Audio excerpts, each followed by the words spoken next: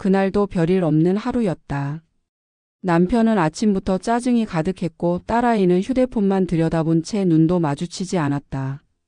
나는 그저 식탁에 반찬을 놓고 물컵을 채우고 조용히 식사를 준비할 뿐이었다. 누가 칭찬해 주지도 고마워하지도 않았지만 그것이 내 일이라고 믿었다. 60이라는 숫자가 낯설지 않을 만큼 살아왔지만 마음은 여전히 그 어느 때보다 메말라 있었다. 여자로서의 삶은 멀리 사라졌고 이제는 집안일과 가족의 요구를 묵묵히 감당하는 삶만 남은 듯 했다. 그런 내 일상의 변화가 찾아온 건 이상하게도 소소한 사건에서 시작되었다. 띵동. 현관벨이 울렸다. 남편은 늘 그렇듯 움직이지 않았다. 내가 슬리퍼를 질질 끌며 문을 열자 낯선 남자가 서 있었다. 택배 기사였다. 검정 모자에 마스크 그리고 무거운 박스를 들고 선 그의 모습은 평범 그 자체였지만 눈빛은 어딘가 낯설지 않게 느껴졌다. 박상희님 택배 왔습니다. 사인 부탁드릴게요. 그는 내 이름을 또박또박 불렀다.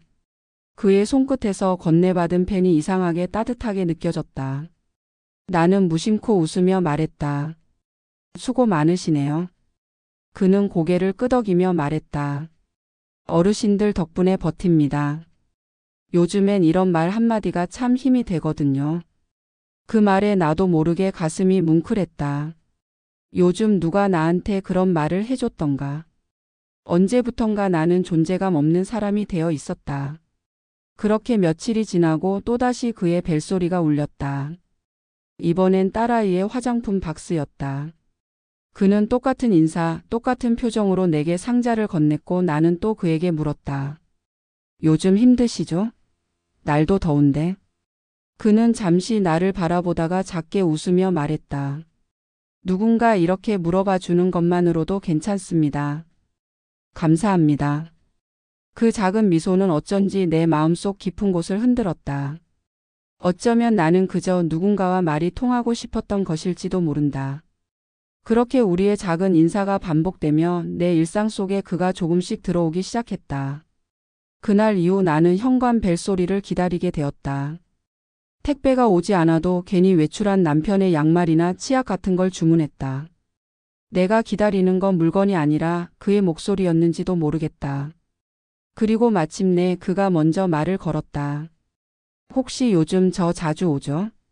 이상하게 상희님 댁이 제일 기억에 남네요. 가슴이 쿵 내려앉았다. 그는 내 이름을 또박또박 불렀고 그 말은 단순한 인사 이상이었다. 나는 그날 밤 쉽게 잠들지 못했다. 그리고 생각했다. 이 떨림이 무엇인지 정말 몰라서 모른 척하는 건 아닐까 하고. 다음 날 아침 창문을 열자 찬 바람이 코끝을 스쳤다. 가을이 오고 있었다. 늘 반복되던 계절의 순환이 오늘따라 낯설게 느껴졌다. 손끝에 닿는 찬 기운마저도 새로운 감정을 불러일으키는 듯 했다. 그날도 남편은 출근 준비로 분주했고 딸아이는 등교하며 인사도 없이 문을 닫고 나갔다. 조용해진 집안에 나 혼자 남겨졌다는 사실이 유난히 크게 느껴졌다. 나는 식탁에 앉아 차를 한 잔 우려내며 생각에 잠겼다. 어제의 벨소리와 그의 눈빛 그리고 말투. 모든 것이 머릿속을 맴돌았다. 그리고 그날 오후 또다시 초인종이 울렸다. 나는 놀란 마음을 숨기며 현관으로 달려갔다. 문을 열자 역시나 그 남자였다. 이번에는 작게 웃으며 말했다. 오늘은 직접 오고 싶어서요. 아, 이거는 제 명함이에요. 그는 주머니에서 작은 명함을 꺼내 내밀었다. 이름은 강민수. 그는 택배 일을 하면서도 가끔 동네 노인분들께 무료로 짐을 들어주거나 청소를 도와주는 봉사 활동을 한다고 했다. 혹시 심심하시면 산책 같이 하실래요? 이 근처 공원에 괜찮은 벤치가 있거든요. 순간 머릿속이 하얘졌다. 이런 제안을 받아본 게 언제였을까? 나는 망설였지만 어느샌가 이미 신발을 신고 있었다. 그렇게 둘은 근처 공원으로 향했다. 그는 내 걸음에 맞춰 천천히 걸어주었고 별다른 말 없이 나뭇잎을 바라보며 가을 이야기를 나눴다. 저는요, 누군가의 이야기를 듣는 걸 참 좋아해요. 상희님은 어떤 인생을 살아오셨나요? 그 질문에 눈물이 나올 뻔했다. 누군가 나의 이야기를 듣고 싶다고 말해준 게 언제였던가. 나는 조용히 입을 열어 결혼 생활과 두 아이 그리고 매일 반복되는 집안일에 대한 이야기를 꺼냈다. 민수는 고개를 끄덕이며 내 말을 끝까지 들어주었다. 그리고 말했다. 정말 대단하신 분이네요. 그 말에 가슴이 뜨거워졌다. 그렇게 우리는 처음으로 일상이 아닌 감정으로 서로를 마주 보게 되었다. 그리고 그 순간부터 나는 점점 더 민수라는 사람을 기다리게 되었다. 그날 이후 나는 하루를 준비하는 방식이 달라졌다. 아침이면 자연스레 거울 앞에 섰고 얼굴에 기초 화장을 하고 입술에 생기를 더했다. 오래도록 손대지 않았던 립스틱을 꺼내 바르는 순간 묘한 전율이 느껴졌다. 다시 살아나는 기분. 나라는 여자가 존재하고 있다는 감각. 민수는 이틀에 한 번꼴로 우리 집 벨을 눌렀다. 택배가 없어도 가끔은 명함에 적힌 번호로 문자 하나를 남겼다. 오늘도 좋은 하루 보내세요. 단 한 줄이었지만 그 안에 따뜻함이 담겨 있었다. 내 삶은 조금씩 변하고 있었다. 남편은 그 변화를 눈치챘는지 말없이 나를 바라보는 시간이 늘었다. 어느 날은 물었다. 요즘 왜 이렇게 기분이 좋아 보여? 뭔가 좋은 일 있어? 나는 웃으며 대답했다. 그냥 가을이 좋아서. 그 말이 거짓말이라는 걸 나 스스로도 알았다. 하지만 그것밖에 할 말이 없었다. 민수와의 관계는 아직 아무것도 없었지만 마음은 이미 움직이고 있었다. 어느 날 민수는 함께 커피를 마시자고 했다. 동네 작은 카페 창가 자리에서 우리는 마주 앉았다. 민수는 커피 잔을 내밀며 말했다. 이런 시간이 참 소중하네요. 요즘 들어 상희님 생각이 자주 납니다. 그 말에 나는 눈을 피했다. 설렘과 동시에 불안감이 밀려왔다. 나에게 이런 감정이 다시 찾아올 줄은 몰랐다. 민수는 조용히 말했다. 혹시 불편하셨다면 죄송합니다. 그냥 제 진심을 전하고 싶었어요. 그 순간 내 심장은 크게 뛰었다. 나는 고개를 끄덕이며 커피잔을 들었다. 창밖에는 노랗게 물든 은행잎들이 햇살에 반짝이고 있었다. 마음속에도 새로운 빛이 스며들기 시작했다. 그리고 나는 깨달았다. 다시 시작되는 감정은 때로는 예상치 못한 순간에 찾아온다는 것을. 그것이 죄든 아니든 그 순간만큼은 부정할 수 없었다. 민수와의 만남 이후 내 일상은 알게 모르게 색이 입혀지기 시작했다. 평범하고 지루하던 하루가 작은 설렘으로 채워졌고 내 몸과 마음은 마치 오래된 겨울을 지나 봄을 맞이한 듯 기지개를 켰다. 하지만 동시에 마음 한켠에는 말 못할 두려움이 자라나고 있었다. 나는 유부녀였고 민수는 나보다 훨씬 젊은 남자였다. 그와의 관계는 아직 경계선을 넘지 않았지만 마음은 이미 너무 멀리 와 있었다. 매일 벨소리를 기다리고 문자 한 통에 웃고 거울 앞에 선 나를 예쁘게 꾸미는 이유가 오직 그 때문이라는 걸 부정할 수 없었다. 그날은 이상하게도 민수의 발걸음이 늦었다. 평소 같으면 오후 2시쯤이면 우리 집 앞에 나타났을 시간이었는데 해가 기울도록 조용했다. 나는 몇 번이고 휴대폰을 들었다 놓았고 결국 조심스럽게 문자를 보냈다. 오늘은 바쁘세요? 답장이 오기까지는 오래 걸리지 않았다. 상희님, 오늘은 갑자기 지역이 바뀌었어요. 사실 말씀드릴 게 있어요. 그 말에 심장이 내려앉았다. 무슨 일이 일어난 걸까? 그는 카페에서 보자고 했다. 나는 마음을 진정시키며 약속 장소로 향했다. 문을 열고 들어서자 민수가 창가 자리에 앉아 있었다. 평소보다 수척한 얼굴이었다. 무슨 일이에요? 나는 앉자마자 조심스럽게 물었다. 민수는 한참을 머뭇거리다 말을 꺼냈다. 이사 가요. 다음 주부터는 다른 구역에서 근무하게 됐어요. 본사 결정이라 어쩔 수 없어요. 그 말을 듣는 순간 가슴이 철렁했다. 마치 매일 함께하던 누군가와 영영 헤어지는 것 같은 느낌이었다. 나는 침묵했고 민수도 덩달아 말이 없었다. 그동안 정말 감사했어요. 상희님 덕분에 많이 웃었어요. 그의 말에 눈물이 날 뻔했다. 나는 억지로 웃었다. 저도요. 정말 고마웠어요. 카페를 나서며 민수가 물었다. 마지막으로 산책 같이 하실래요? 나는 대답 대신 고개를 끄덕였다. 그렇게 우리는 동네 공원을 걸었다. 말없이 걸었고 낙엽 소리만이 우리 사이를 채웠다. 그리고 공원의 끝자락 민수가 멈춰섰다. 혹시 후회하지 않으시겠어요? 우리 이대로 끝내는 거. 나는 숨을 깊이 들이켰다. 그 순간 머릿속에는 남편과 딸아이 그리고 이 집에서의 내 삶이 스쳐 지나갔다. 나는 천천히 고개를 끄덕였다. 후회는 없어요. 그동안 정말 고마웠어요. 민수는 말없이 고개를 숙였다. 그렇게 우리는 서로 다른 방향으로 걸었다. 나는 알았다. 지금 이 순간 무언가가 끝났다는 것을. 하지만 동시에 또 다른 무언가가 시작되고 있다는 것도. 민수가 떠난 다음 날 아침 나는 평소보다 일찍 눈을 떴다. 불안한 꿈을 꾸고 난 뒤라 그런지 온몸이 뻐근하고 마음이 가라앉아 있었다. 습관처럼 커튼을 젖히고 창밖을 바라보니 어제와 다름없이 햇살은 창문을 타고 부드럽게 흘러내리고 있었다. 하지만 이상하게도 그 햇살마저 낯설고 쓸쓸하게 느껴졌다. 거실로 나가니 남편은 여전히 무표정한 얼굴로 뉴스를 보고 있었고 딸아이는 휴대폰에 빠져 조용히 아침을 먹고 있었다. 나는 아무 말 없이 식탁에 앉아 밥을 떴다. 하지만 목에 걸리는 밥알은 자꾸만 울컥이는 감정과 뒤엉켜 내려가지 않았다. 민수가 없다는 현실이 이렇게 공허할 줄은 몰랐다. 그의 부재는 상실감으로 남았고 그것은 단순한 외로움 이상의 것이었다. 나는 누군가에게 특별한 존재가 될 수 있다는 감정을 민수에게서 처음 느꼈고 그 감정은 나도 모르게 내 삶의 중심이 되어 있었다. 하루 종일 멍하니 시간을 보내고 있자니 휴대폰이 울렸다. 무심코 들여다보니 낯선 번호였다. 망설이다가 전화를 받았다. 상인님이시죠? 저 민수 친구인데요. 혹시 민수 소식 들으셨어요? 가슴이 철렁 내려앉았다. 무슨 일이지? 걱정이 몰려왔다. 아니요, 무슨 일이에요? 민수가 어제 교통사고를 당했어요. 병원에 계신데 휴대폰이 망가져서 연락드릴 수가 없었어요. 민수가 마지막까지 상희님 걱정을 하더라고요. 그래서 제가 대신 연락드린 거예요.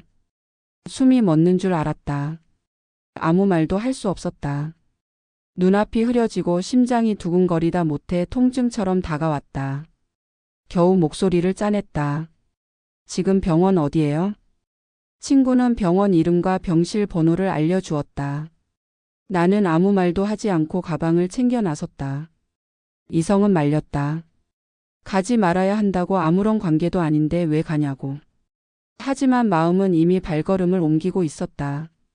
병원에 도착하니 민수는 깁스를 한 채 침대에 누워 있었다. 얼굴은 창백했지만 나를 보자마자 미소를 지었다. 그 미소가 왜 그리 아프게 다가왔는지 모르겠다. 상희님 오셨네요. 혹시나 해서 정말 와주셨네요.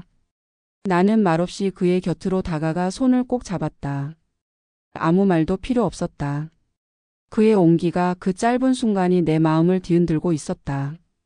이건 시작인지 끝인지 알 수 없었지만 분명한 건 아직 끝나지 않았다는 것이었다. 민수는 많이 쇠약해진 얼굴로 누워 있었지만 그의 눈빛은 여전히 따뜻했다. 나는 그의 손을 조심스레 잡은 채 아무 말 없이 앉아 있었다. 병실 창밖으론 가을 하늘이 푸르게 펼쳐져 있었고 나뭇잎은 바람에 흔들리고 있었다. 이 고요한 순간 모든 것이 멈춘 것처럼 느껴졌다. 놀라셨죠? 큰 사고는 아니에요. 깁스만 좀 하고 며칠 후면 퇴원할 수 있을 거예요. 민수는 대래 나를 안심시키려는 듯 웃으며 말했다. 하지만 그의 웃음은 아픈 사람의 그것이었고 나는 그저 고개를 끄덕였다. 말을 하면 눈물이 쏟아질 것 같았기 때문이다. 사실 상희님이 보고 싶었어요. 사고 나고 나니까 제일 먼저 떠오른 사람이 상희님이더라고요. 이상하죠? 그의 말에 가슴이 저릿했다. 나도 그랬다. 초인종 소리, 그의 웃음, 짧은 문장 하나하나가 그리웠다. 우리는 아무 관계가 아니지만 동시에 누구보다 깊은 감정을 나눴던 사람들이다. 민수는 내 손을 꼭 잡고 말했다. 이 일이 있고 나서야 알았어요. 내가 얼마나 당신을 기다려왔는지를. 나는 더 이상 버틸 수 없었다. 조용히 눈물이 흘렀다. 민수는 손등으로 내 눈물을 닦아주며 미소 지었다. 그 미소가 그 따뜻함이 내 마음속에 불을 지폈다. 민수 씨, 우리 이러면 안 되는 거 알아요. 그래도 지금만큼은, 이 순간만큼은 진심으로 고맙고 행복해요. 나는 조용히 속삭였다. 민수는 그 말을 가슴에 담듯 고개를 끄덕였다. 그래도 후회하지 않아요. 상희님 덕분에 내가 사람답게 살 수 있었어요. 그의 말이 내 가슴 깊은 곳을 울렸다. 병실을 나서는 길, 나는 민수의 명함을 꼭 쥐고 있었다. 단지 종이 한 장이었지만 그 안에는 수많은 감정이 담겨 있었다. 복잡한 감정들이 엉켜 있었지만 분명한 것은 그가 내 인생에 남긴 흔적은 지워지지 않을 것이라는 사실이었다. 집으로 돌아오는 길, 나는 창밖을 바라보았다. 가로수들이 바람에 흔들리는 모습이 낯설게 느껴졌다. 내 안의 세계도 이제 더 이상 예전 같지 않을 것이라는 예감이 들었다. 민수와의 인연이 남긴 여운은 그리움과 두려움, 그리고 어쩔 수 없는 기대까지 품고 있었다. 민수를 병문안하고 돌아온 날 저녁, 남편은 유난히 눈치를 살피며 내게 물었다. 어디 다녀왔어? 나는 잠시 멈칫하다가 대답했다. 민수 씨 병문안 갔어. 교통사고 났대. 남편은 의외로 별말 없이 고개만 끄덕였다. 하지만 그의 눈빛 속엔 말하지 못한 의심과 침묵이 있었다. 그 침묵은 식탁 위에 무겁게 내려앉았고 그날 저녁 밥상은 평소보다 더 짠맛이 났다. 며칠 후 민수는 퇴원했다. 나는 그의 상태가 걱정되어 문자를 보냈지만 그는 짧게 괜찮아요. 걱정 마세요라고만 답했다. 그 뒤로는 연락이 없었다. 나는 불안해졌다. 혹시 내 존재가 그에게 짐이 된 건 아닐까? 아니면 아예 잊으려는 걸까? 그러던 어느 날 딸아이가 내게 물었다. 엄마, 요즘 왜 자꾸 멍하니 있어? 무슨 일 있어? 순간 숨이 멎는 것 같았다. 아이의 말 한마디가 내 중심을 흔들었다. 나는 급히 화제를 돌리며 웃어 넘겼지만 그 말은 하루 종일 내 귀에서 맴돌았다. 나 혼자만의 비밀이라고 생각했던 감정이 가족의 일상에 스며들고 있었다는 걸 그제야 깨달았다. 그날 밤 나는 오랜만에 남편과 마주 앉아 조용히 차를 마셨다. 남편은 말없이 내 얼굴을 바라보다가 입을 열었다. 상희야, 우리가 이렇게 된 지 얼마나 됐을까? 서로 피곤하다는 핑계로 마음을 닫고 그냥 같은 집에 사는 사람처럼 지낸 게. 그의 말에 나는 아무 말도 하지 못했다.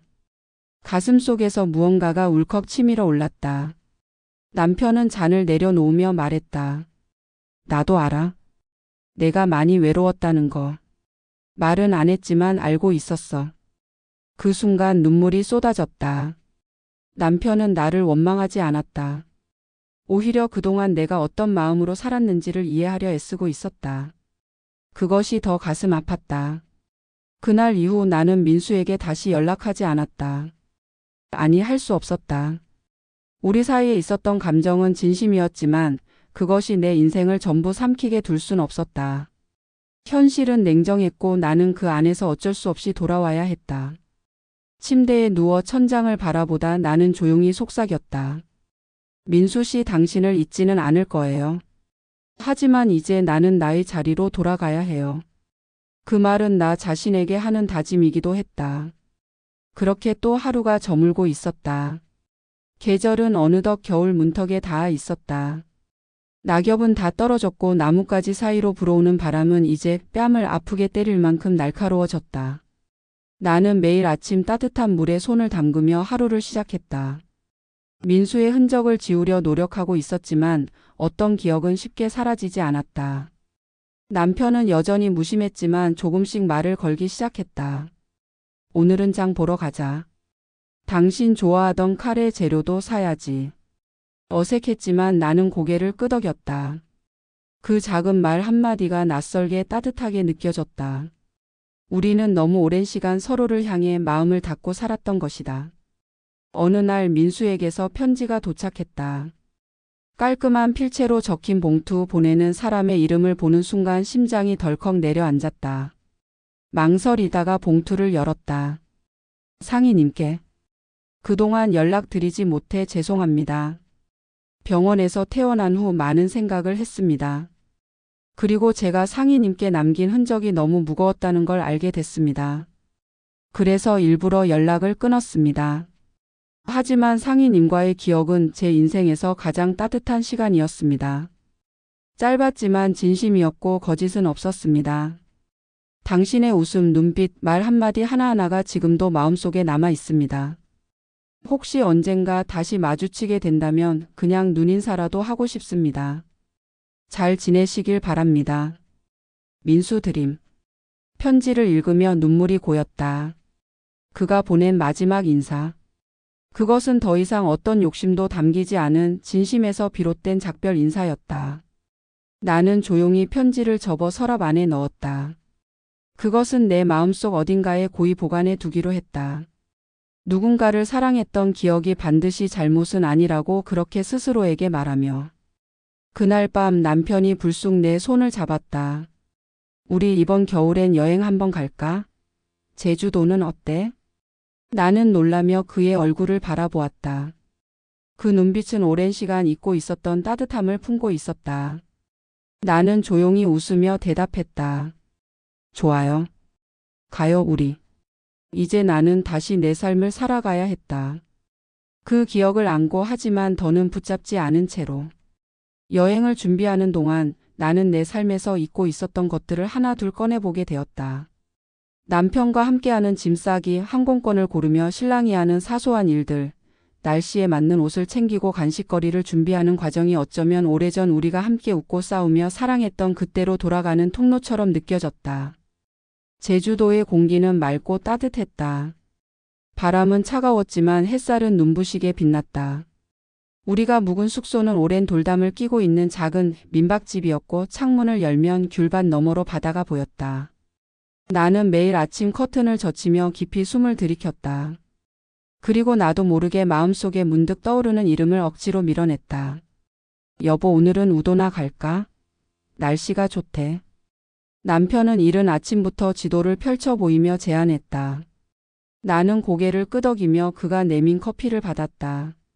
예전 같으면 이런 대화조차 하지 않았을 거다. 함께 있어도 각자의 삶을 사는 부부처럼 우리는 꽤 오랜 시간을 외면하며 살았다. 우도로 향하는 배 안에서 남편이 조심스레 물었다. 그 사람이 많이 그리웠어? 나는 순간 가슴이 철렁했다. 무슨 말을 해야 할까 고민했지만 거짓말을 할 수 없었다. 대신 고개를 천천히 끄덕였다. 남편은 고개를 떨구며 조용히 말했다. 그럴 줄 알았어. 하지만 내가 다시 돌아와 줘서 고마워.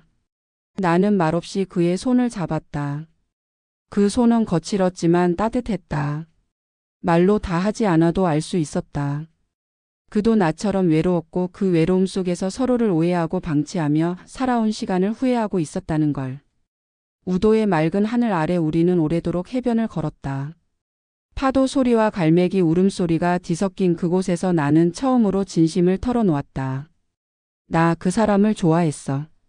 짧은 시간이었지만 정말로. 하지만 지금은 그냥 기억일 뿐이야. 다시는 돌아갈 수 없는 그런.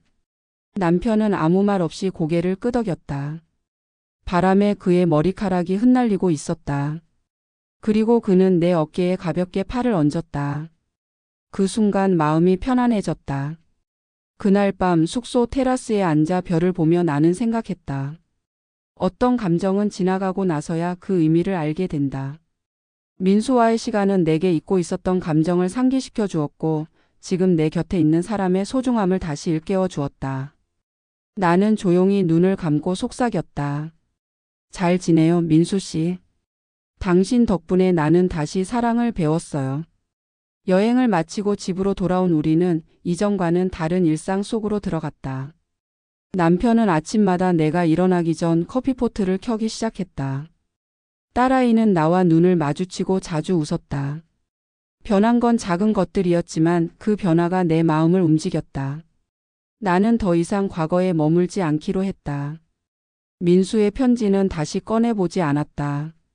그의 존재는 여전히 내 기억 속 깊은 어딘가에 남아있지만 그것은 이제 삶을 흔드는 불안한 불꽃이 아니라 한 줄기 바람처럼 조용히 머무는 것이었다.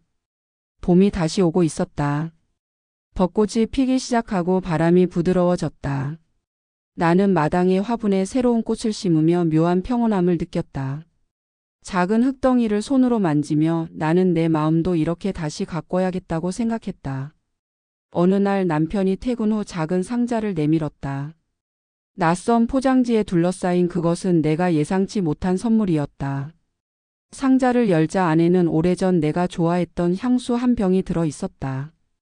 그리고 짧은 쪽지가 있었다. 그 시절에 내가 다시 웃을 수 있길 바라. 그 짧은 문장이 가슴 깊이 스며들었다. 민수에게 받은 설렘은 내게 깨달음을 안겨주었지만 남편이 보여준 이 조용한 애정은 더 깊고 단단했다.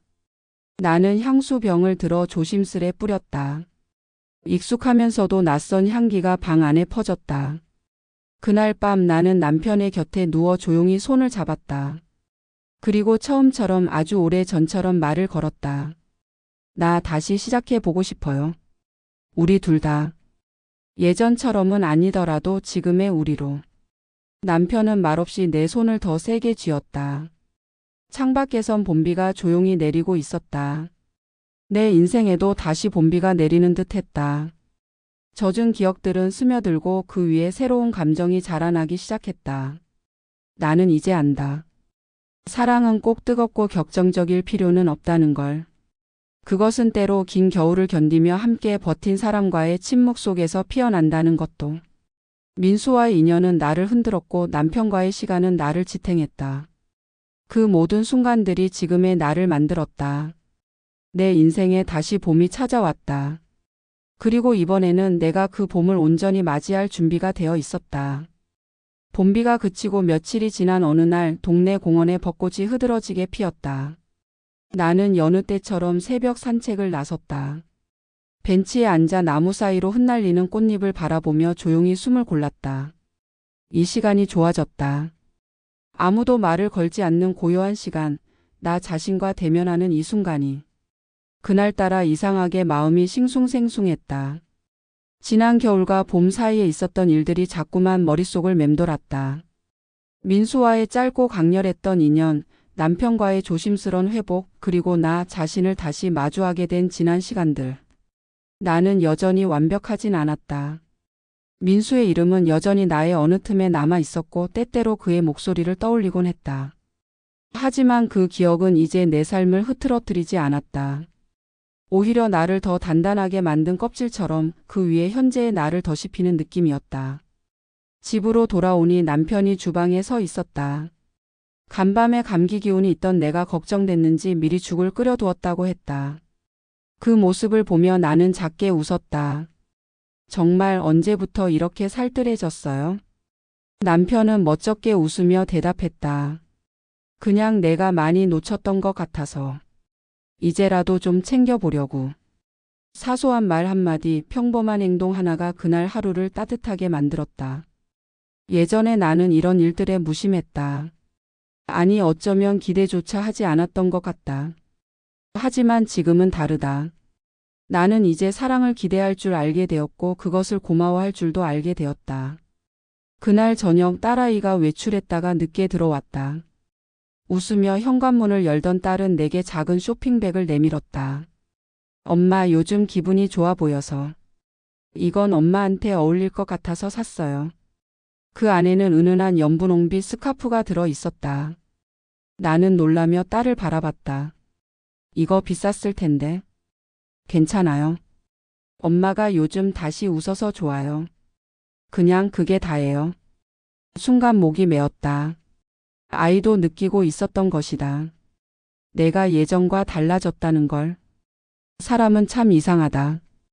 사랑을 통해 무너지기도 하고 그 사랑이 지나간 자리에 다시 희망이 피어나기도 한다. 나는 스카프를 목에 가볍게 감았다. 거울 속 나의 얼굴이 오래전 잊었던 빛으로 다시 채색되고 있었다. 그날 이후로 나와 남편의 사이는 조금씩 가까워졌다. 하지만 완전히 예전처럼 되기는 쉽지 않았다. 서로를 이해하려 노력했지만 깊은 골짜기처럼 남겨진 감정의 틈은 때때로 되살아나 우리를 침묵 속으로 밀어넣었다. 나는 다시 일을 시작해 보기로 했다. 동네 도서관에서 자원봉사로 일하며 사람들과 책을 나누고 이야기를 들으며 하루하루를 보냈다. 처음엔 단지 시간을 보내기 위한 선택이었지만 곧 그것이 나에게 얼마나 큰 위로가 되는지 알게 되었다. 어느 날 도서관에서 만난 중년 여성 한 분이 조용히 내게 말을 걸었다. 혹시 상희 씨 아니에요? 저 예전에 산악회에서 뵌 적이 있어요. 그 말을 듣는 순간 심장이 철렁했다. 나는 잠시 말을 잃고 그녀의 얼굴을 바라봤다. 희미한 기억이 떠올랐다. 민수와 함께 산을 오르던 날 함께 저녁을 먹었던 테이블, 그리고 내 옆에 앉아있던 바로 그 여인이었다. 아, 네, 기억나요. 그때 함께 덕유산 갔었죠.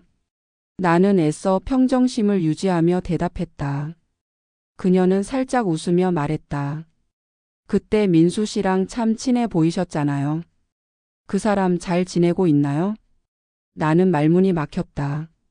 아무런 정보도 들은 바 없었고 마지막 편지를 받고도 나는 일부러 연락하지 않았다. 그녀는 내 표정을 읽었는지 조용히 말했다. 그 사람이 얼마 전 이사를 갔대요. 아주 멀리.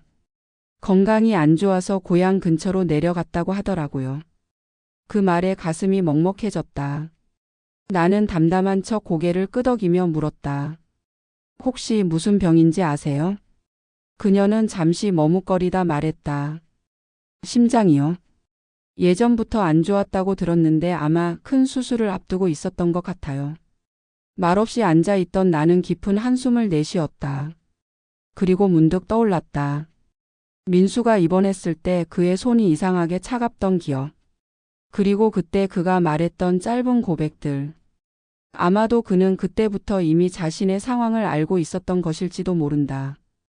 도서관에서 돌아오는 길 나는 오랜만에 민수의 편지를 꺼내보았다. 잊었다고 생각했던 글씨 하나하나가 다시 가슴을 파고들었다. 무슨 말로도 설명할 수 없는 감정이 목을 죄었다. 나는 창밖을 바라보며 속삭였다. 민수 씨 제발 어디에 있든 살아만 있어요. 그게 다예요. 그 순간 나도 모르게 눈물이 흘렀다. 다시는 볼 수 없을지도 모른다는 막연한 두려움이 내 마음 깊은 곳을 무겁게 눌렀다. 그가 나를 떠난 게 아니라 어쩌면 애초에 영원히 머무를 수 없는 사람이었다는 것을 이제야 이해하게 되었다. 며칠을 멍하니 지냈다. 아무 일도 손에 잡히지 않았고 도서관 자원봉사도 몇 번 빠졌다. 아침에 눈을 떠도 몸이 무거웠고 무언가 잃어버린 기분에 하루 종일 깊은 한숨만 내쉬었다. 민수가 멀리 갔다는 말, 심장이 좋지 않다는 말이 귓가에서 맴돌았다. 남편은 내가 다시 조용해진 걸 눈치챘다. 그는 조심스레 말을 걸었다. 몸이 안 좋은 거야? 요즘 다시 말이 없어졌네. 나는 고개를 저으며 웃어 보였다. 아니에요. 그냥 좀 생각이 많아서요. 그는 더 묻지 않았다. 아마도 어느 정도 짐작하고 있었을 것이다. 우리 사이엔 말로 설명하지 않아도 서로 느껴지는 감정들이 있었다. 예전엔 그것을 모른 척했지만 이제는 외면하지 않으려 했다. 저녁이 되자 남편이 불쑥 말했다. 주말에 어디 잠깐 다녀올까? 시골에 예전에 갔던 그 고택 말이야. 공기도 좋고 조용하잖아. 나는 놀랐다. 그곳은 우리가 신혼 때 처음으로 함께 간 여행지였다. 오래된 나무와 마당, 돌담을 따라 걷던 기억이 선명하게 떠올랐다. 그곳은 우리 둘의 과거가 고스란히 묻어있는 장소였다. 그는 가만히 덧붙였다. 그때 당신이 그랬잖아. 이런 데 살고 싶다고. 아침마다 바람소리 듣고 저녁엔 별을 보면서 하루를 마무리하고 싶다고. 나는 천천히 고개를 끄덕였다. 그렇게 우리는 다시 그곳을 찾기로 했다. 주말 아침 이른 시간에 차를 타고 길을 나섰다. 도로 위로 떠오르는 햇살이 창문을 타고 부드럽게 흘렀다. 남편은 운전대를 잡은 채 라디오를 틀었고 익숙한 옛 노래가 흘러나왔다. 나는 조용히 그 노래를 따라 흥얼거렸다. 당신 그런 노래 아직도 기억해? 남편이 웃으며 물었다. 나는 장난스럽게 대답했다. 잊을 리가 없잖아요. 그 노래 듣고 나랑 결혼하자고 했던 거 기억 안 나요? 우리는 한참을 웃었다. 그 웃음 속엔 오랜 시간 잊고 있던 따뜻함이 있었다. 고택에 도착한 우리는 마당을 한참이나 걸었다. 봄꽃이 흐드러지게 피어 있었고 바람은 부드럽게 나뭇잎을 흔들었다. 그 모든 풍경이 마치 과거로 돌아간 듯한 기분을 들게 했다. 밤이 되자 우리는 마루에 앉아 별을 보며 차를 마셨다. 별빛은 유난히 선명했다. 그때 남편이 조용히 말했다. 혹시 아직 마음속에 그 사람 있어? 나는 대답 대신 고개를 끄덕였다. 그러고는 조용히 덧붙였다. 하지만 당신도 있어요. 그리고 그건 절대 바뀌지 않을 거예요. 남편은 그 말을 들으며 조용히 내 손을 잡았다. 그 손의 온기만으로 나는 조금 더 견딜 수 있을 것 같았다. 고택에서의 하룻밤은 오래된 기억을 천천히 녹여내는 시간이었다. 나는 새벽녘에 깨어 창문을 열었다. 옅은 안개 사이로 뽀얗게 젖은 들판이 펼쳐져 있었다. 먼 산 능선을 따라 천천히 퍼지는 햇살을 바라보며 가슴 한켠이 묘하게 시렸다. 그리움은 언제나 새벽에 찾아온다. 모두가 잠든 시간, 마음속 가장 깊은 곳이 조용히 울리는 순간. 민수의 얼굴이 떠올랐고 그의 마지막 편지 구절이 또렷하게 맴돌았다. 상희 씨, 부디 나를 너무 오래 그리워하지 마세요. 당신은 당신의 삶을 살아야 하니까요. 그 문장은 내 마음에 단단한 바위를 올려두는 듯한 무게였다. 나는 아직 그를 완전히 떠나보내지 못했다. 아니, 어쩌면 평생 그렇게 될지도 모른다. 하지만 이제는 그리움에 휘둘리기보단 그 기억을 내 안에 조용히 품고 살아가기로 마음먹었다. 아침이 밝자 남편은 고택 근처 시장에 가자고 했다. 우리는 손을 잡고 골목을 걸었다. 시장은 활기가 넘쳤고 어르신들이 파는 두릅과 달래, 머위 잎들이 봄의 기운을 가득 품고 있었다. 남편은 된장국에 넣을 두릅을 사고 나는 묵은지와 감자를 샀다. 그렇게 평범한 봄날의 장복이었지만 마음은 이상하게 충만했다. 돌아오는 길 남편이 말했다. 우리 나중에 여기로 이사 올까? 당신이 그렇게 좋아했던 곳이잖아. 나는 그 말을 들으며 웃었다. 진심이에요? 여기 인터넷도 잘 안 터져요. 당신이 제일 답답해 할걸요. 괜찮아. 이제 좀 느리게 살아도 될 것 같아서. 그 말이 왜 그렇게 따뜻하게 들렸는지 모르겠다. 그는 달라졌다. 아니, 어쩌면 내가 그를 다시 보게 된 것일지도. 예전엔 무심하고 바쁘기만 했던 남편이었지만 지금은 나를 바라보는 눈빛에 미세한 떨림이 있었다. 그날 저녁 우리는 마루에 앉아 다시 차를 마셨다. 달이 유난히 밝았다. 남편은 손에 작은 상자를 하나 꺼내 내게 내밀었다. 나는 놀란 눈으로 그를 바라보았다. 이건 뭐예요? 상자 안에는 얇은 은반지가 들어 있었다. 오래된 디자인, 그러나 어디선가 본 듯한 그것. 우리 결혼식 때 당신이 잃어버렸던 그 반지. 똑같은 걸 찾느라 고생 좀 했어. 나는 그 반지를 손에 쥐고 오래도록 아무 말도 하지 못했다. 작은 물체 하나가 그동안 쌓여온 마음을 무너뜨렸다. 가슴 깊은 곳에서 무엇인가 터져 나오는 듯 했다. 고마워요, 정말. 남편은 내 손가락에 반지를 끼워주며 말했다. 이건 우리가 다시 시작하는 증표야. 과거는 흘러갔지만 우리는 지금 여기에 있잖아. 그 말에 나는 눈물을 흘렸다. 봄밤의 공기는 따뜻했고 우리를 감싼 시간은 조용히 그러나 분명히 흐르고 있었다. 도시로 돌아온 후에도 고택에서의 여운은 쉽게 가시지 않았다. 집 안 곳곳에 퍼져 있던 무겁고 낡은 공기가 조금은 맑아진 듯 했다. 나는 매일 아침 눈을 뜰 때마다 내 손가락에 끼워진 은반지를 바라보며 하루를 시작했다. 남편과의 사이는 조금씩 따뜻해지고 있었다. 대화가 늘었고 서로의 말을 들으려는 태도가 달라졌다. 예전 같았으면 건성으로 넘겼을 이야기들에 이제는 함께 고개를 끄덕이며 웃는 시간이 많아졌다. 하지만 마음 한편에는 여전히 흔들리는 그림자가 있었다. 민수가 보낸 편지, 그리고 그를 알고 있는 사람의 입에서 들은 소식이 계속 마음속을 맴돌았다. 그가 정말로 괜찮은 걸까? 아니, 살아는 있을까? 어느 날 우체통에 낯선 봉투 하나가 꽂혀 있었다. 손글씨로 적힌 내 이름. 주소는 없었다. 나는 순간 가슴이 쿵 내려앉았다. 조심스레 봉투를 열었다. 그 안에는 한 장의 짧은 편지가 들어 있었다. 익숙한 필체. 민수였다. 잘 지내시죠? 이젠 그저 바람이 불면 당신이 생각나는 정도입니다. 그게 다행이라 생각합니다. 당신도 그랬으면 합니다. 저는 이제 마지막을 준비 중입니다. 미련은 없습니다. 다만 그날의 따뜻함만은 끝까지 품고 가려 합니다. 당신의 건강과 평안을 빕니다. 그 짧은 편지를 읽는 동안 내 눈은 흐려졌고 손끝이 떨렸다. 마지막이라는 단어가 나를 무너뜨렸다. 그가 남긴 문장은 마치 작별 인사처럼 느껴졌다. 나는 의자에 주저앉아 한참을 움직이지 못했다. 시간이 얼마나 흘렀을까? 남편이 집에 들어오며 내 얼굴을 보고 놀랐다. 무슨 일이야? 누구한테 연락이라도 왔어? 나는 편지를 감춘 채 고개를 저었다. 아니야, 그냥 좀 지쳐서. 그는 조용히 다가와 내 어깨에 손을 얹었다. 힘들면 말해. 나한텐 숨기지 말고.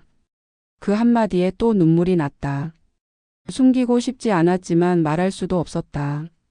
내 안에선 아직 끝나지 않은 감정이 소용돌이치고 있었다.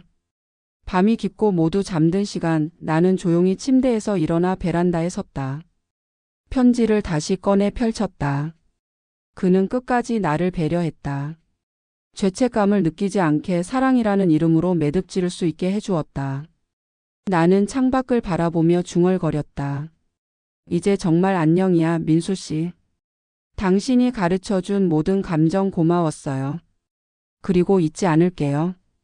달빛이 내 얼굴을 비추고 있었다. 그날의 감정도 오늘의 고요함도 모두 다 내 삶이었다. 나는 그제야 조금 편안해졌다. 이별이란 결국 받아들이는 것이라는 걸 이제야 알 것 같았다. 봄이 지나 여름의 문턱에 들어섰다. 공기는 점점 무거워졌고 햇살은 하루가 다르게 강렬해졌다. 민수의 편지를 받은 후 나는 더 이상 그를 기다리지 않기로 했다. 이제는 내 삶을 살아야 할 때라는 걸 안다. 그리고 그를 진심으로 사랑했던 마음까지도 조용히 가슴에 묻기로 했다. 남편과의 일상은 평온해졌다. 우리는 주말이면 동네 산책을 다녔고 가끔 작은 카페에 들러 아이스커피를 마시며 한가로운 오후를 보냈다. 사람들은 우리가 참 인꼬부부 같다고 했다. 그 말이 부끄럽지 않게 느껴졌다. 어느 날 딸이 손주를 데리고 집에 왔다. 작은 발로 거실을 뛰어다니는 아이를 보며 나는 어느새 할머니가 되었구나 실감했다.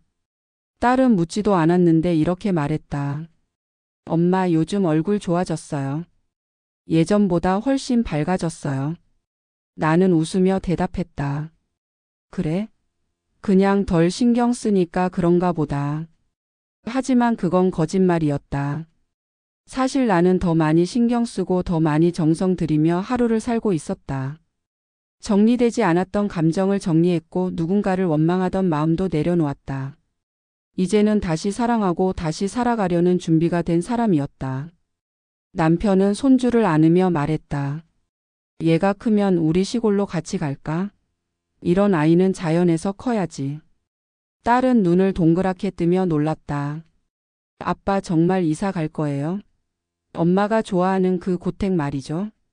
남편은 나를 바라보며 고개를 끄덕였다. 응. 거기 가서 텃밭도 가꾸고 손주들 오면 닭장도 보여주고. 늦었지만 이제 우리가 하고 싶은 거 하면서 살아야지. 그 말을 듣는 순간 가슴 한켠이 따뜻해졌다. 민수와의 만남이 없었다면 나는 여전히 외로움 속에서 무너지고 있었을지도 모른다. 그러나 그로 인해 나를 다시 돌아볼 수 있었고 남편과의 관계도 회복할 수 있었다. 밤이 되어 손주가 잠든 후 남편과 나는 조용히 거실에 앉아 있었다. 나는 그에게 말했다. 고마워요. 내 실수도 감정도 다 껴안아줘서.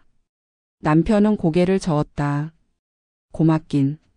나도 당신한테 많이 미안했어. 당신이 외롭게 느낄 만큼 무심했으니까. 우리는 서로의 손을 잡았다. 그 따뜻한 감촉이 이 모든 시간을 견딘 보상처럼 느껴졌다. 인생은 그렇게 돌아왔다. 깊은 바다까지 떨어졌지만 결국 다시 올라올 수 있었다. 그날 밤 나는 오랜만에 민수의 편지를 다시 펼쳐보았다. 그리고 마지막으로 속삭였다. 잘 지내요. 진심으로 그래요. 당신이 어디에 있든 그곳에 평안이 있길. 창밖엔 매미가 울고 있었다. 뜨거운 여름이 그만큼 삶도 다시금 힘차게 흘러가고 있다는 증거였다.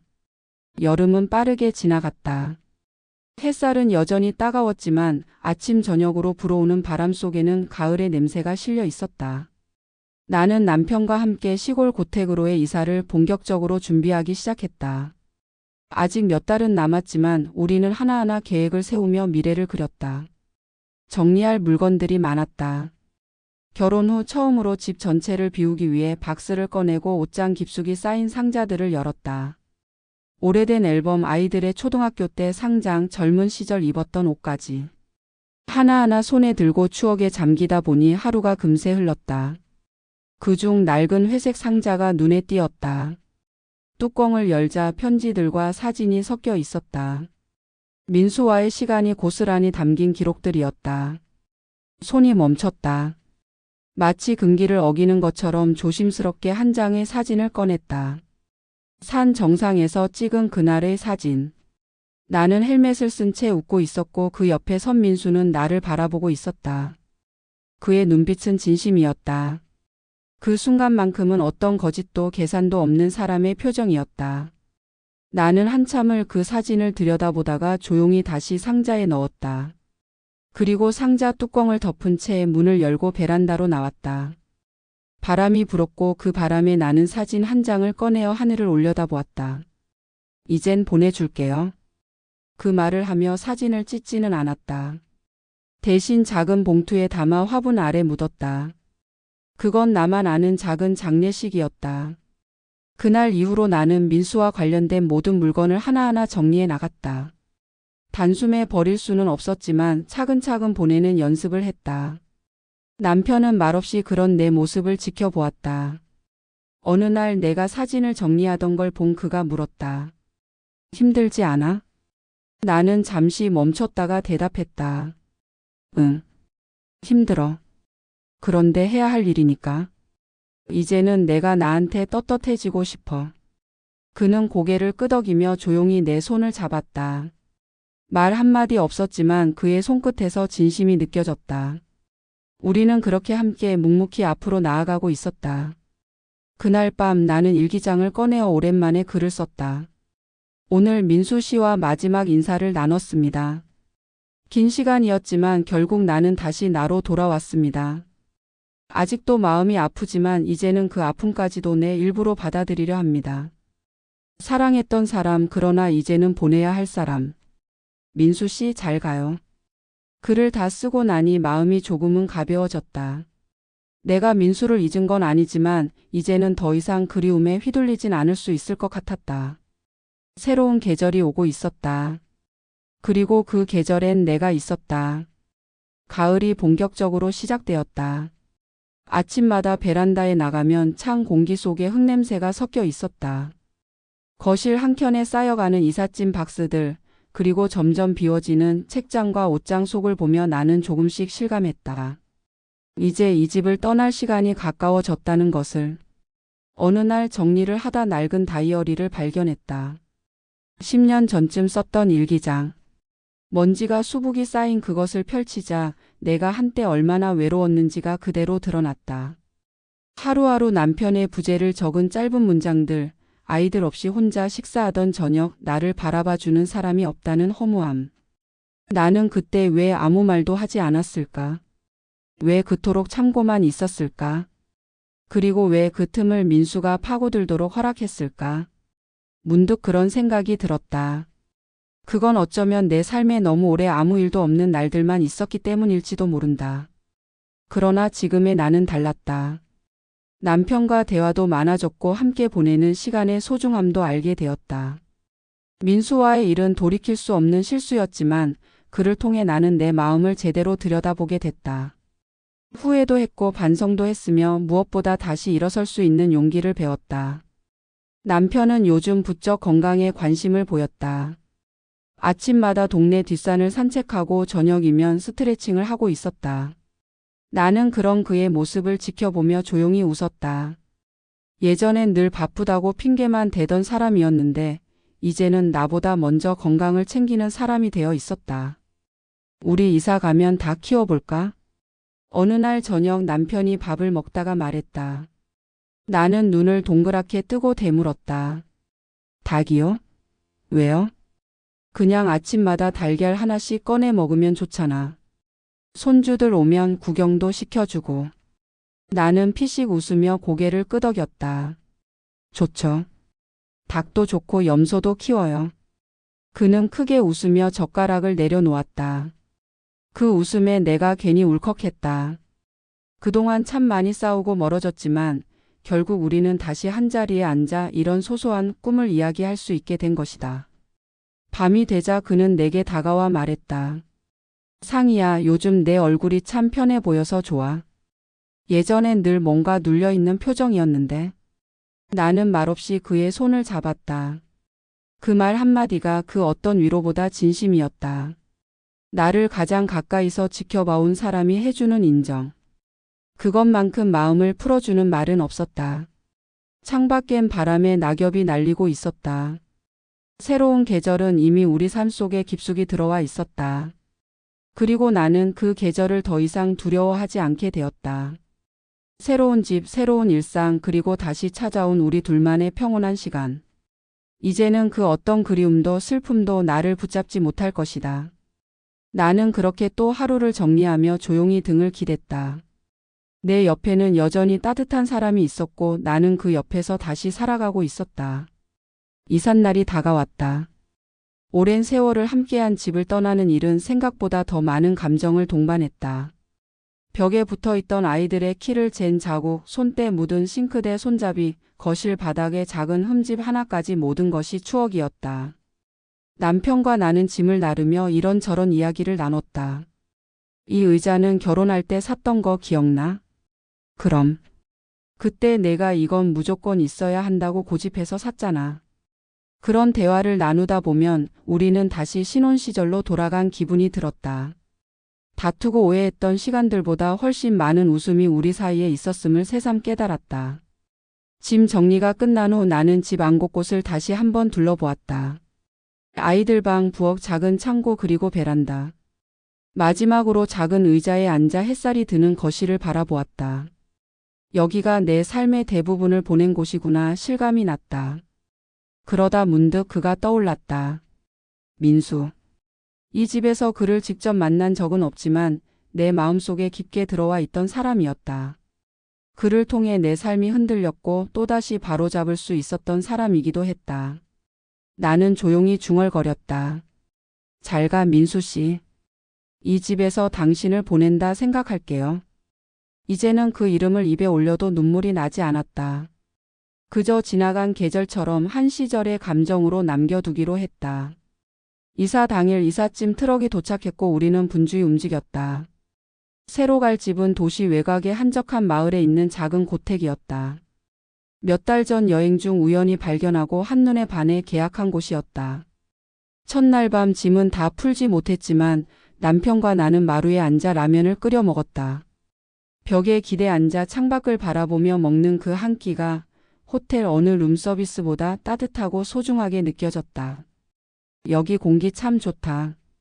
남편의 말에 나는 고개를 끄덕이며 말했다. 응. 마음까지 맑아지는 기분이야.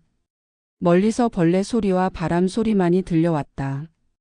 도시의 소음은 사라지고 우리 둘만의 시간이 천천히 흐르고 있었다.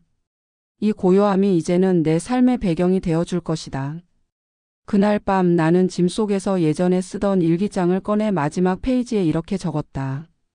오늘 새로운 집에서 첫날 밤을 보낸다. 이곳에서 나는 다시 나를 살아가기로 했다.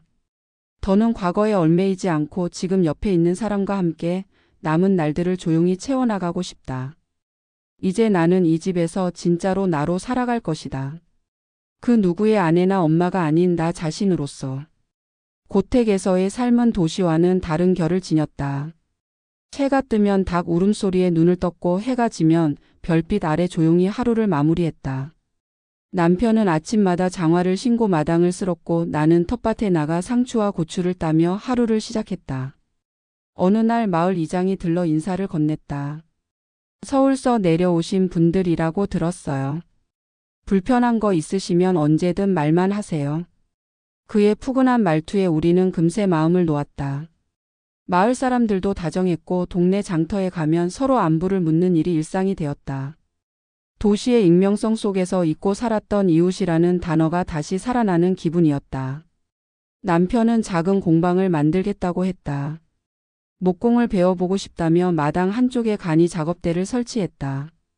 망치 소리와 나무 깎는 냄새가 집 안가득 퍼졌고 그 모습이 마치 소년처럼 들떠 보여 나도 덩달아 웃게 되었다. 나는 마을 도서관에서 자원봉사를 시작했다. 작은 도서관이었지만 아이들이 자주 찾았고 노인들도 잡지를 보며 시간을 보내곤 했다. 조용히 책을 정리하고 차를 데우는 그 시간들이 내겐 무엇보다도 큰 위로였다. 그러던 어느 날 도서관에서 한 여인을 만났다. 깔끔하게 정돈된 단발머리에 청색 린넨 원피스를 입은 여인이 조용히 책을 고르고 있었다.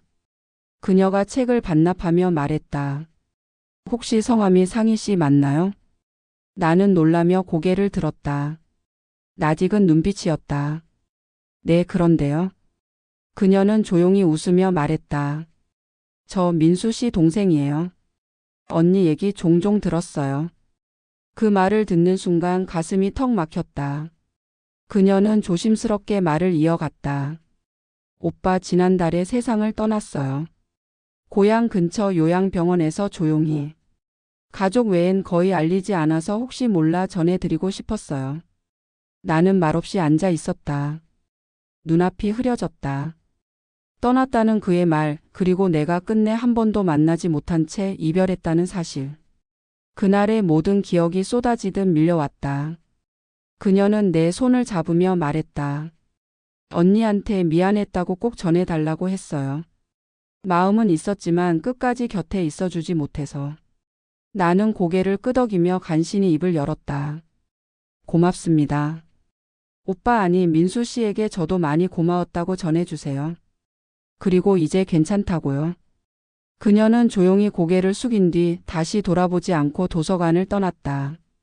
그날 밤 나는 오랜만에 편지를 썼다. 수신이는 존재하지 않지만 마음은 여전히 갈 곳이 있었다.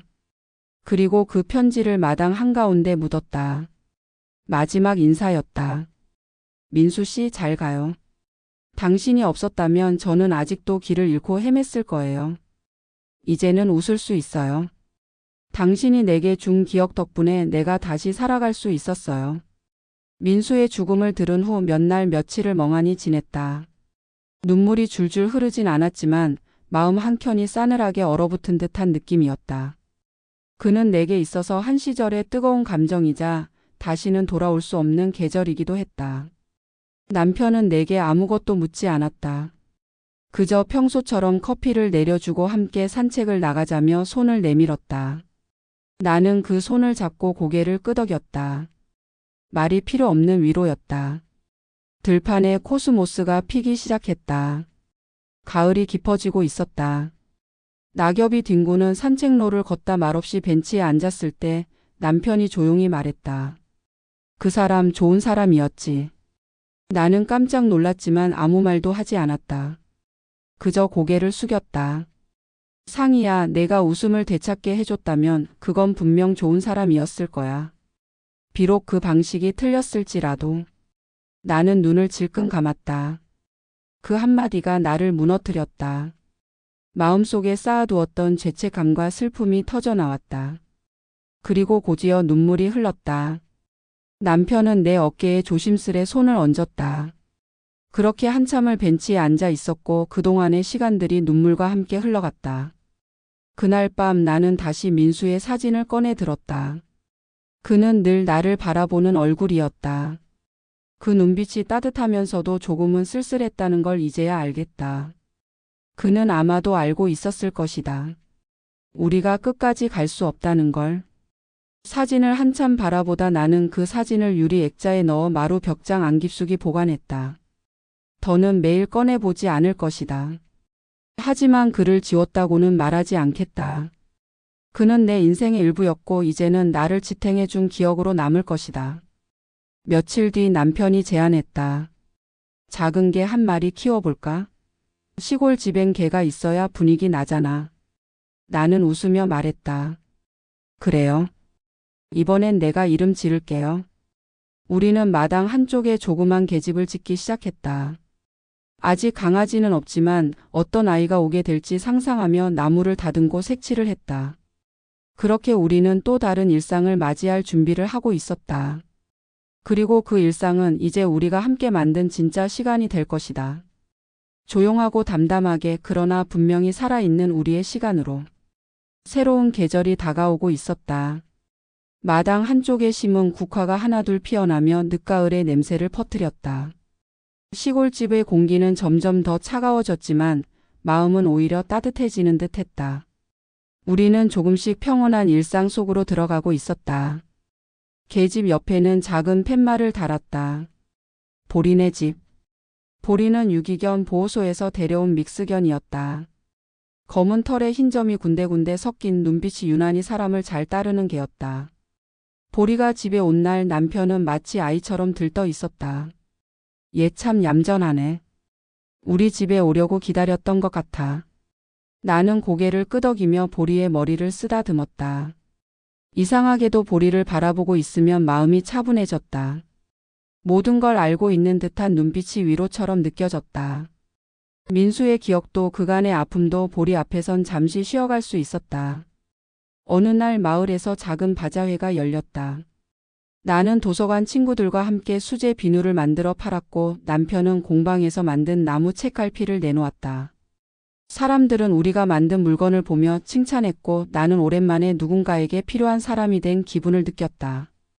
행사가 끝난 후 마을 어르신들이 모인 자리에서 누군가 물었다. 두 분 참 사이가 좋아 보여요. 예전부터 알던 사이셨어요? 남편은 나를 바라보다 웃으며 말했다. 한 집에서 30년을 살았는데도 다시 알아가는 중입니다. 사람들이 웃었고 나도 따라 웃었다. 그 웃음 속에는 지난 세월에 대한 후회와 지금 이 순간에 대한 감사가 함께 담겨 있었다. 밤이 되어 마당에 나가 하늘을 올려다봤다. 별이 유난히 많이 떠 있었다. 보리는 내 발치에 조용히 앉아 있었고 나는 작게 속삭였다. 이제 괜찮아. 정말 괜찮아졌어. 그 말은 민수에게 한 말이기도 하고 내 안의 상처에게 한 말이기도 했다. 나는 더 이상 무너지지 않을 것이다. 사랑했기에 아팠고 아팠기에 다시 사랑할 수 있게 되었다. 그 순환의 고리를 이제는 인정할 수 있었다. 그날 밤 남편이 말했다. 내년엔 텃밭 좀 더 넓혀보자. 상추 말고 고구마도 심고. 나는 웃으며 대답했다. 그래요. 그러려면 삽질은 당신이 더 많이 해야겠네요. 우리는 그렇게 웃으며 겨울을 준비했다. 다가오는 계절 속에서도 우리 둘의 시간은 천천히 그러나 분명히 깊어지고 있었다. 겨울이 시작되자 고택의 공기는 한층 더 차가워졌다. 벽 틈으로 스며드는 바람을 막기 위해 커튼을 덧대고 이중 창문에 비닐을 붙였다. 난로 앞에서 보리와 함께 옹기종기 모여 앉아 따뜻한 차를 마시는 것이 하루 중 가장 행복한 순간이 되었다. 어느 날 남편이 장을 보러 읍내에 갔다가 돌아오며 작은 상자를 내밀었다. 상자 안에는 붉은 털실과 대바늘 그리고 수세미 도안 책이 담겨 있었다. 요즘 마을 아주머니들이 이걸로 모임을 하더라. 당신도 같이 해보면 좋을 것 같아서. 그 한마디에 마음이 뭉클해졌다. 나는 뜨개질을 해본 적이 없었지만 그의 배려에 웃으며 고개를 끄덕였다. 그렇게 나의 첫 수세미는 서툰 손놀림 속에 천천히 태어났다. 며칠 후 마을회관에서 모임이 열렸다. 수세미 만들기와 찐빵 나눔 행사였다. 나는 도서관 친구들과 함께 참여했고 마을 사람들과 함께 김이 모락모락 나는 찐빵을 나누며 따뜻한 정을 느꼈다. 한 할머니가 내게 물었다. 서울서 오셨다면서요? 적응은 좀 하셨어요? 나는 웃으며 대답했다. 네, 덕분에 많이 배워가고 있어요. 무엇보다 이웃이 있다는 게 참 좋네요. 그 말은 진심이었다. 도시에서는 느낄 수 없던 사람 사이의 온기. 그것이 이 작은 마을에서 나를 다시 살아가게 하고 있었다. 모임이 끝나고 집에 돌아오는 길 남편이 조용히 물었다. 요즘 행복해? 나는 망설이지 않고 대답했다. 응, 많이. 그냥 이대로 시간이 멈췄으면 좋겠어. 그는 말없이 내 손을 잡았다. 눈이 오기 시작했다. 첫눈이었다. 우리는 말없이 하얀 세상을 바라보며 잠시 걸음을 멈췄다. 그날 밤 남편과 함께 옛 사진첩을 꺼내보았다. 결혼식 날, 첫 아이를 안았던 날, 그리고 아이들이 자라나는 모습들. 사진 속 우리는 참 젊고 어색하게 웃고 있었다. 이때 당신 왜 그렇게 굳은 얼굴이야? 긴장했잖아. 당신이 너무 예뻐서. 서로 웃으며 사진을 넘기다가 한 장의 사진 앞에서 손이 멈췄다. 아이들이 어렸을 때 가족 여행을 갔던 사진. 나는 아이들의 손을 꼭 잡고 있었고 남편은 그 옆에서 나를 바라보고 있었다. 그 시절에 우리는 아마도 지금보다 더 멀리 있었을 것이다. 하지만 이제는 서로를 제대로 마주보고 있었다. 늦었지만 결코 늦지 않은 시간이 있었다. 나는 속삭였다. 지금 이 시간이 제일 좋아. 남편은 조용히 고개를 끄덕였다. 그리고 그렇게 우리는 또 하나의 계절을 함께 맞이하고 있었다. 겨울의 끝자락 어느 날 아침이었다. 창문 밖으로 햇살이 눈부시게 내리쬐었고 마당의 눈은 점점 녹아내리고 있었다. 보리는 따뜻한 햇살 아래 나무 데크 위에 누워 졸고 있었고 나는 커피잔을 손에 든 채 조용히 그 모습을 바라보았다. 남편은 작업실에 들어가 무언가 열심히 만들고 있었다. 공방 안에서는 나무를 자르는 소리와 망치 두드리는 소리가 들렸다. 창문 너머로 보이는 그의 등은 여전히 듬직했고 나는 새삼 그 모습이 고맙고 사랑스러웠다. 점심 무렵 그는 땀을 닦으며 공방에서 나왔다. 상희야, 잠깐 이리 와봐. 보여줄 게 있어. 나는 앞치마를 벗고 공방으로 들어갔다. 작은 원목 책장이 완성되어 있었다. 도서관에 기증하고 싶다고 했다. 나는 책장을 쓰다듬으며 말했다. 아이들이 좋아하겠어요. 당신 손길이 느껴지니까. 그는 멋쩍게 웃으며 고개를 긁적였다. 요즘 책 읽는 애들 드물다지만 그래도 누군가 앉아 읽겠지. 그게 어디야? 그날 저녁 마을에서 아이들 발표회가 열렸다. 도서관을 이용하는 아이들이 준비한 시 낭송과 연극이 있는 자리였다. 남편과 함께 참석했고 작고 따뜻한 회가 나는 웃음과 박수로 가득했다. 연극이 끝난 후 한 아이가 무대로 나와 말했다. 이 책장은 도서관 아주머니의 남편이 만들어 주셨어요. 고맙습니다. 사람들이 박수를 쳤고 남편은 얼굴이 붉어져 어쩔 줄 몰라 했다. 나는 그의 손을 꼭 잡았다. 그 순간 우리 부부가 이 마을에 깊숙이 뿌리내리고 있다는 걸 실감했다. 집으로 돌아오는 길 남편이 조용히 말했다.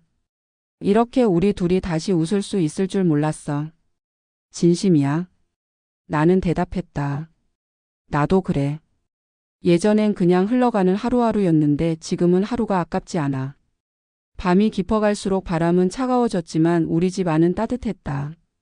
보리는 난로 옆에서 쿨쿨 잠들었고 우리는 마주 앉아 차를 마시며 조용히 음악을 들었다. 그 음악은 아련하게 오래된 사랑 노래였고 우리는 그 속에서 지난 시간을 떠올렸다. 후회도 있었지만 더 큰 것은 감사였다.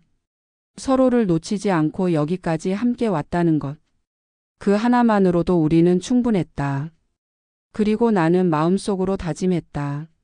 남은 인생의 계절들도 이 사람과 함께라면 두렵지 않다고. 겨울은 그렇게 조용히 깊어졌다. 마을 초입의 산길은 눈으로 덮였고 길고양이들의 발자국이 희미하게 남았다. 나무에 고드름이 달리고 보리는 한결같이 아침마다 데크에 나가 콧김을 흘렸다. 시간은 느리게 흐르고 있었지만 마음속 어지러움은 이제 거의 잦아들고 있었다. 어느 날 남편이 묘하게 들뜬 얼굴로 들어왔다. 상희야, 우리 마을 신문 인터뷰 하자는데 당신이 도서관 자원봉사자 대표로 나오래. 나는 깜짝 놀랐다. 나 같은 사람이 뭘. 남편은 웃으며 말했다. 왜? 지금껏 당신이 해온 일들 생각해봐. 도서관 살려놨지, 아이들 책 읽게 만들었지, 바자회도 주도했잖아. 인터뷰 한 번쯤 해도 돼. 그 말에 쑥스러움과 함께 이상한 감정이 올라왔다. 내가 누군가에게 도움이 되는 존재라는 사실이 어쩐지 실감나는 순간이었다. 결국 나는 인터뷰를 수락했다. 며칠 뒤 마을회관 한쪽에 작게 마련된 자리에서 기자와 마주 앉았다. 그는 내가 처음 시골에 내려온 이후부터 민수와의 이야기 그리고 지금의 삶까지 차분히 물었다. 나는 조심스럽게 그러나 솔직하게 대답했다. 처음엔 도망치고 싶었어요. 모든 게 끝난 줄 알았고 남편과의 관계도 회복할 수 없을 거라 생각했죠. 그런데 시간이 그리고 사람들의 온기가 저를 살려줬어요. 기자는 고개를 끄덕이며 메모했다. 마지막 질문이 인상 깊었다. 그 모든 일이 지난 후 지금 가장 감사한 것은 무엇인가요? 나는 잠시 생각하다가 대답했다. 살아남은 마음이요. 어떤 감정이든 무너지지 않고 끝까지 버텨낸 제 마음이요. 그리고 제 손을 끝까지 놓지 않았던 남편. 그 순간 눈가가 뜨거워졌다. 기자는 미소 지으며 인터뷰를 마쳤고 나는 한참을 혼자 회관에 앉아 있었다. 차가운 창문 너머로 햇살이 스며들고 있었다. 그날 밤 남편이 내 손을 잡고 말했다. 기사 나오면 내가 제일 먼저 읽을 거야. 내가 얼마나 멋진 사람인지 모두 알게 될 거야. 나는 고개를 숙였다. 민수와의 모든 날들, 후회의 순간들, 용서받고 싶은 마음 그 모든 것이 스며든 이 조용한 시간이 내겐 축복 같았다. 우리 삶은 한동안 멈췄던 시계를 다시 돌리는 듯한 나날이었다. 아직 완전하지는 않지만 분명히 앞으로 나아가고 있었다. 그리고 나는 그 길 위에 이 사람과 함께 있었다. 인터뷰 기사가 마을 신문에 실린 날 나는 부끄러움에 얼굴을 들 수 없었다. 식료품점 아주머니는 내게 웃으며 말했다. 기사 잘 봤어요. 정말 감동적이었어요. 우리 마을에 꼭 필요한 사람이에요. 말끝마다 우리 마을이라는 표현이 나올 때마다 마음이 이상하게 간질거렸다. 예전엔 서울 사람 소리를 들으며 스스로 이방인처럼 느꼈는데 이제는 진짜 이곳에 한 사람이 된 것 같았다. 집에 돌아오자 남편이 신문을 펼쳐놓고 웃고 있었다. 내가 제일 먼저 읽었다니까. 여기 당신 사진도 나왔네. 사진 속 나는 책장 앞에서 책을 정리하고 있었다. 무심한 표정이었지만 오히려 그 담담함이 지금의 나를 가장 잘 보여주는 얼굴 같았다. 세월이 주름을 남겼지만 그 주름 속엔 많은 감정이 담겨 있었다. 그날 저녁 남편과 함께 산책을 나섰다. 눈은 다 녹았고 흙길은 축축했지만 바람은 제법 부드러웠다. 들판 너머로 붉은 노을이 퍼지고 있었고 우리는 나란히 걷고 있었다. 그때 말이야 남편이 조용히 말을 꺼냈다. 내가 당신 마음 다치게 한 것 아직도 가끔 떠올라. 나는 고개를 돌려 그를 바라봤다. 그는 먼 하늘을 응시하며 말을 이었다. 민수 일로 당신이 얼마나 무너졌는지 그때 난 아무 말도 못했잖아. 미안했어. 나는 그의 손을 살짝 잡았다. 나도 말 못했어요. 사실 당신도 많이 아팠을 텐데 나만 생각했던 것 같아서. 우리는 그렇게 서로의 손을 꼭 쥔 채 걸음을 멈췄다. 해가 완전히 넘어가고 어둠이 스며들고 있었다. 마을 가로등이 하나둘 켜지고 작은 시냇물 소리가 들렸다. 다시는 그때처럼 멀어지고 싶지 않아. 남편의 목소리는 낮았지만 단단했다. 나는 고개를 끄덕이며 속삭였다. 나도 그래요. 우리 이제 잘 살아봐요. 진짜로. 그날 밤 남편은 작은 일기장을 꺼냈다. 몇 장을 넘기더니 내게 보여줬다. 그 안엔 짧은 메모들이 있었다. 내가 웃었던 날, 함께 산책했던 날, 싸웠던 날, 그리고 다시 화해했던 날. 그날들을 잊고 싶지 않아서 적어봤어. 앞으로의 날들도 여기에 채워나가자. 나는 조용히 일기장을 받았다. 낡은 가죽 표지에 따뜻한 마음이 고스란히 느껴졌다. 이제 우리에겐 기록하고 싶은 시간이 남아 있었다. 그리고 함께 나눌 계절이 아직 많이 남아 있었다. 봄이 가까워지자 마을은 서서히 깨어나기 시작했다. 집 앞 매화나무 가지마다 꽃봉오리가 맺혔고 보리는 더 자주 마당을 서성였다. 따스한 햇살이 실내까지 스며들며 우리 집에도 조용한 변화가 찾아왔다. 나는 아침이면 일찍 일어나 마당에 나가 매화 나무를 바라보는 습관이 생겼다. 남편은 그런 나를 보며 종종 사진을 찍곤 했다. 이렇게 예쁜 풍경 놓치기 아깝잖아. 그는 말하며 웃었다. 도서관도 다시 분주해졌다. 방학이 끝나고 초등학교 아이들이 돌아오면서 책을 찾는 손길이 부쩍 늘었다. 그 아이들은 이제 나를 사서 선생님이라 부르며 거리낌 없이 다가왔다. 선생님, 이거 무슨 내용이에요? 선생님, 다음에 또 동화 읽어주세요. 그 말들이 참 따뜻하게 들렸다. 나도 모르게 책 속 문장을 더 곱씹어 읽고 아이들 얼굴을 떠올리며 책을 고르게 되었다. 그리고 그 모든 시간이 내 삶에 단단히 뿌리를 내리게 했다. 어느 날 동네 초등학교에서 연락이 왔다. 아이들을 대상으로 독서 특강을 부탁하고 싶다고 했다. 나는 처음엔 망설였지만 남편의 격려에 용기를 냈다. 당신 목소리엔 이야기를 살리는 힘이 있어. 아이들이 분명히 좋아할 거야. 특강날 나는 손에 몇 권의 책을 들고 교실로 들어섰다. 아이들의 눈빛은 반짝였고 나는 조금 떨리는 목소리로 이야기를 시작했다. 하지만 시간이 흐르자 긴장이 풀렸고 점점 몰입해 갔다. 그 소녀는 깊은 숲속에서 마법 같은 돌을 발견하게 되는데요. 아이들은 숨을 죽이고 들었다. 마치 내가 전하는 이야기가 진짜로 펼쳐지고 있는 듯한 표정이었다. 이야기가 끝났을 때 아이들이 일제히 박수를 쳤다. 그날 나는 깨달았다. 목소리 하나로 누군가의 마음을 따뜻하게 만들 수 있다는 것. 내 말이 누군가에게 하루의 기억으로 남을 수 있다는 것. 그건 민수와의 아픈 기억을 딛고 일어선 내게 큰 위로이자 보상이었다. 집에 돌아오니 남편이 묻는다. 어땠어? 나는 피곤한 얼굴로 웃으며 대답했다. 인생에서 다시 시작한 날로 기억될 거야. 그는 말없이 내 어깨에 손을 얹었다. 그리고 그날 밤 나는 오래전 잊고 있던 희망이라는 단어를 다시 되새겼다. 그날 이후 동네에서 나를 부르는 호칭은 자연스레 달라졌다. 누군가는 도서관 아주머니라 했고 누군가는 책 선생님이라 불렀다. 나는 그 모든 이름이 좋았다. 그 이름들 안에 내 삶이 담겨 있었기 때문이다. 남편은 봄맞이 공방 정리에 한창이었다. 오래된 나무들을 다듬고 자투리 목재들을 활용해 작은 선반과 수납함을 만들었다. 이건 새로 오픈하는 마을 공동 육아방에 주면 좋겠지? 그는 매일 아침 손에 흙을 묻히고도 행복해 보였다. 어느 날 마을회관에서 작은 전시회가 열렸다. 마을 사람들의 손으로 만든 물건들을 모아 소개하는 자리였다. 나는 남편이 만든 책꽂이와 아이들이 만든 그림책 몇 권을 들고 참가했다.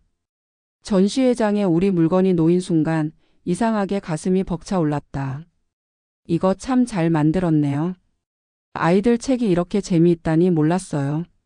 사람들의 칭찬에 우리는 겸손하게 웃었지만 속으로는 어깨가 으쓱했다. 그렇게 우리는 조금씩 하지만 확실하게 서로를 북돋우며 살아가고 있었다. 저녁이 되자 남편이 말했다. 상희야, 우리도 한번 여행 가볼까? 그 말이 어찌나 낯설고도 반가운지. 여행? 어디로? 그는 잠시 생각하다 말했다. 민수가 어릴 때 갔던 곳 있잖아. 강릉. 봄바람이 부는 바다도 보고 싶고. 그 말에 가슴 한켠이 저릿했다. 민수의 기억이 고여있는 장소. 한동안 꺼내기조차 두려웠던 이름. 하지만 이제는 그 이름을 들어도 무너지지 않았다. 고개를 끄덕였다. 며칠 뒤 우리는 새벽같이 차를 몰고 강릉으로 향했다. 창밖으로 흐르는 풍경이 낯설지 않았다. 오히려 오랜 친구처럼 반가웠다. 강릉 바닷가에 도착했을 땐 벌써 해가 떠오르고 있었다. 파도 소리는 여전했고 우리는 신발을 벗고 모래를 밟았다. 바람이 세차게 불었지만 이상하게도 따뜻했다. 민수, 여기서 모래성 쌓았던 거 기억나? 남편이 말했다. 나는 고개를 끄덕였다. 그때 모래로 케이크 만들어서 촛불 대신 나무까지 꽂았었지. 우리는 아무 말 없이 바다를 바라보았다. 민수가 웃으며 뛰어다녔던 그 해변, 이제는 그의 발자국은 없지만 기억은 여전히 선명했다. 나는 그 순간을 평생 기억할 것이다. 슬픔이 아닌 감사로 남은 시간. 그리고 다시 서로의 손을 잡은 이 여정의 따뜻함을. 강릉에서의 하루는 짧고도 길었다. 해변에서 돌아온 우리는 바닷가 근처 작은 민박집에 짐을 풀었다. 방 안은 소박했지만 창밖으로 바다가 내려다 보였다. 그 풍경만으로도 충분했다. 남편은 짐을 내려놓자마자 밖으로 나가 바다 사진을 몇 장 찍었다. 이건 액자로 만들어야겠다. 그는 여전히 추억을 기록하는 걸 좋아했다. 나는 창가에 앉아 커피를 마셨다. 따뜻한 컵을 손에 쥐고 창밖을 바라보았다. 지나간 시간들이 파도처럼 스쳐갔다. 민수와 함께했던 유년의 바다, 울음과 웃음이 섞여 있던 날들. 그리고 지금 이 고요한 풍경. 그날 저녁 우리는 민박집 근처 식당에서 조용한 저녁을 먹었다. 나물 비빔밥과 된장찌개 그리고 막걸리 한 잔. 소박한 밥상이었지만 그 무엇보다 따뜻했다. 당신 이제야 좀 웃는 것 같아. 남편의 말에 나는 고개를 들었다. 그래요? 나도 그 말 듣고 싶었어요. 우리는 막걸리 잔을 부딪히며 웃었다. 오랜만에 속이 따뜻해지는 웃음이었다. 그 밤 민박집 작은 창문을 통해 별이 쏟아졌다. 우리는 말없이 누워 그 별들을 바라봤다. 민수도 지금 어디선가 이별을 보고 있겠지? 남편이 말했다. 나는 대답하지 않았다. 하지만 마음속으로는 끄덕이고 있었다. 민수는 우리 마음속에 살아 있었고 그 기억은 더 이상 고통이 아니라 삶의 일부가 되어 있었다. 다음 날 아침 우리는 일찍 일어나 바닷가를 다시 찾았다. 해가 뜨는 순간을 보기 위해서였다. 해가 수평선 너머로 모습을 드러냈고 붉은 빛이 바다를 물들였다. 나는 주머니에서 작은 돌 하나를 꺼냈다. 민수의 생일날 도서관 아이들과 함께 꾸민 기억의 상자 속에서 가져온 돌이었다. 용기라고 적혀 있던 그 돌을 나는 조심스럽게 바닷물에 던졌다. 잘 살아볼게, 민수야. 내 속삭임은 파도에 섞여 사라졌지만 그 순간만큼은 모든 것이 명확했다. 우리는 이제 진짜로 다시 살아가고 있었다. 돌아오는 길 차 안은 조용했지만 따뜻했다. 바람이 불어왔고 라디오에선 옛 노래가 흘러나왔다. 남편이 조용히 내 손을 잡았다. 그 손이 그 온기가 내 인생의 가장 든든한 동반자였다. 강릉에서 돌아온 지 며칠이 지나 마을에는 완연한 봄 기운이 퍼졌다. 도서관 창밖 매화는 활짝 피었고 아이들의 웃음소리가 다시 골목을 메웠다. 어느 날 아침 남편이 조심스럽게 내게 봉투 하나를 내밀었다. 이거 당신 이름으로 된 거야. 공모전 참가 신청서. 나는 봉투를 열었다. 도서관 프로그램 관련 에세이 공모전이었다. 그는 조심스럽게 말했다. 지난번 인터뷰 기사 보고 출판사에서 연락 왔어. 당신 글 누군가에게 위로가 됐대. 손끝이 떨렸다. 내 이야기가 누군가에게 닿았다는 것. 그게 가능할 줄 몰랐기에 더 벅찼다. 잠시 망설이다 고개를 끄덕였다. 한번 써볼게요. 그날부터 나는 새 노트북을 펴고 글을 쓰기 시작했다. 민수와의 시간, 남편과의 거리, 그날의 고백과 눈물, 그리고 지금의 따뜻한 일상까지. 나는 담담하게 그러나 진심을 담아 썼다. 밤이면 남편이 원고를 읽어줬다. 여기 당신 표현 너무 좋아. 읽으면서 울컥했어. 그의 말에 나는 눈물을 훔치며 미소 지었다. 이제 나는 더 이상 무너졌던 여자가 아니었다. 실수를 딛고 일어난 사람, 그리고 사랑을 다시 품은 사람이었다. 공모전 마감날 나는 마을 우체국에서 봉투를 붙이며 속삭였다. 가라 내 진심아. 며칠 후 작은 소포 하나가 도착했다. 수상 작품집이었다. 나는 믿을 수 없는 눈으로 목록을 확인했고 거기엔 내 이름이 있었다. 남편은 내 어깨를 다독이며 말했다. 당신은 결국 해냈어. 그날 저녁 도서관에서는 작은 낭독회가 열렸다. 나는 떨리는 목소리로 내 글의 첫 문장을 읽었다. 그날 그는 택배 기사처럼 찾아왔습니다. 내 인생을 다시 배달해 주러. 사람들은 조용히 귀를 기울였고 어떤 이는 눈물을 훔쳤다. 그 순간 나는 알았다. 우리가 살아온 이 시간들이 결코 헛되지 않았다는 걸. 낭독이 끝난 후 남편이 무대 앞으로 걸어왔다. 그리고 나지막이 말했다. 내 인생에서 받은 최고의 택배는 당신이었어. 나는 웃으며 그의 손을 잡았다.